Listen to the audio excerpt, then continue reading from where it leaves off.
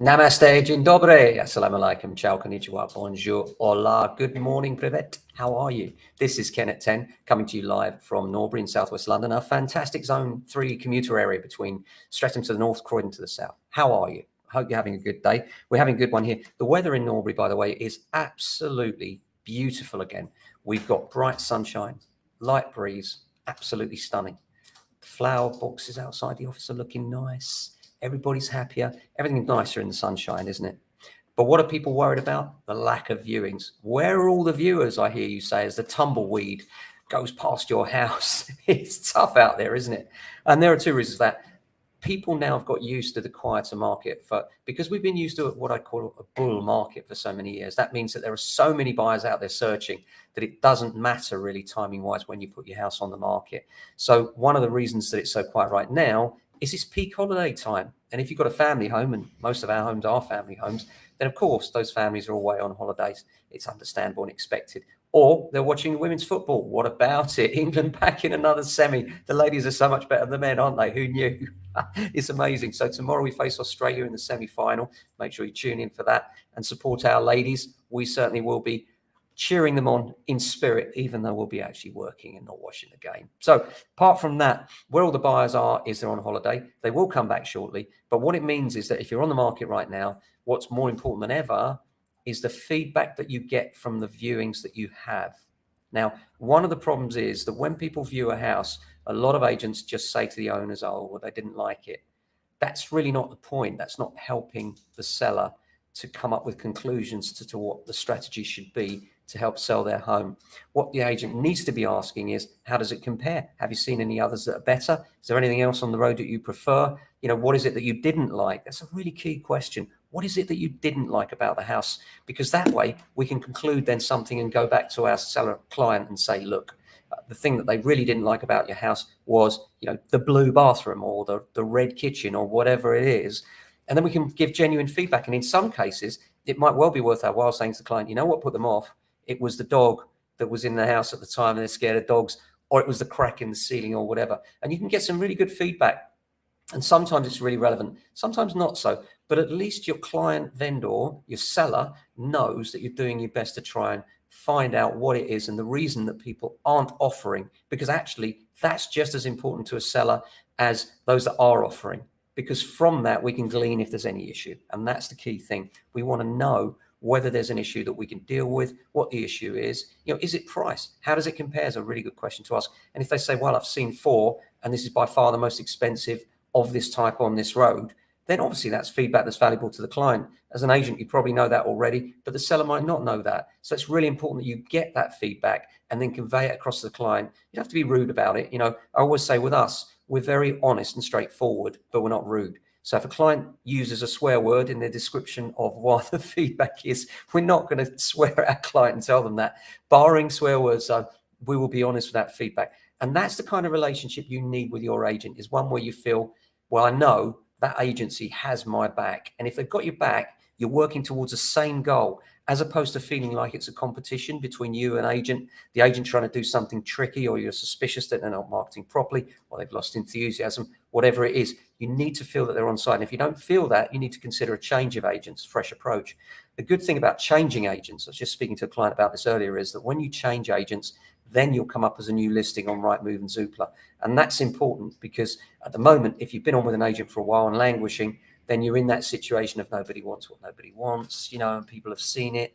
And that sort of self-deflating and defeated attitude comes across to both the negotiators and the buyers. Nobody wants what nobody wants. And when it comes to estate agents, and particularly negotiators, the ones that pick out the phone, especially in the large corporates, the person that took on your house is not the person you're dealing with anymore. The people on the front line are the people picking out the phones and saying, you know, yes, I can see you viewed this one, or you'd like to view this one. Can I interest you in these as well? And making sure that each inquiry is dealt with properly and carefully, because every applicant now that is out viewing should be treated like a VIP, because there are less of them around. So we need to nurture those clients and make sure that when they register for one property, any good estate agent should be saying, look, what else have I got that's perhaps in that price range that might interest this client?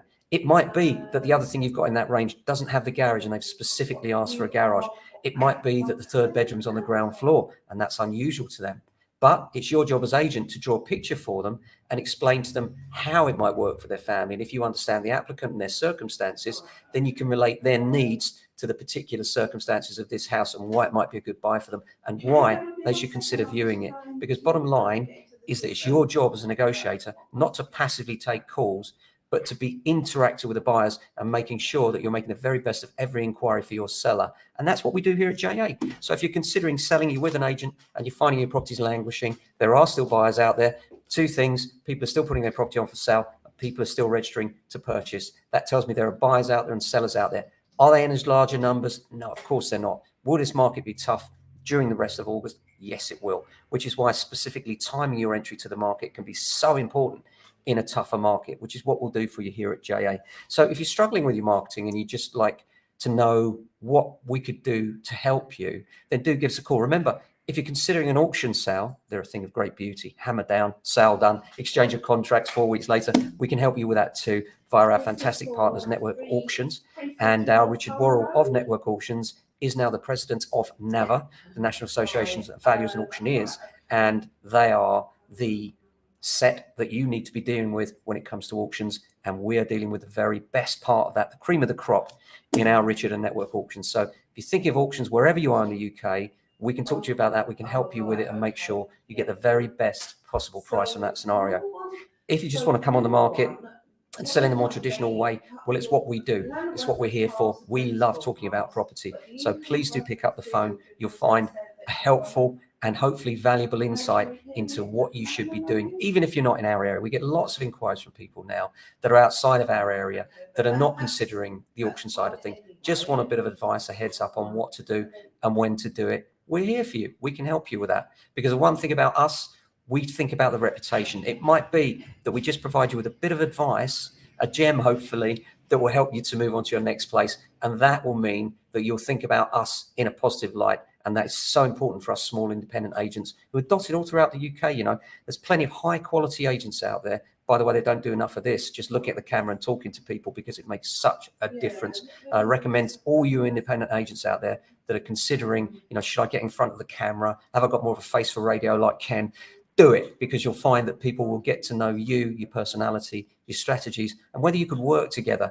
And that relationship, before relationship, if you will, is invaluable. Sometimes I get people that say to me, you don't know me, but I feel like I know you a bit because I've been watching your videos for a while. So, you know, you'll never be as young as your video that you're going to do today. So get on that video, start talking to people. It's a valuable thing to do, and you'll find people relate to it and they're more likely to use you. And of course, from a seller's perspective, what we're doing is we're punching above our weight.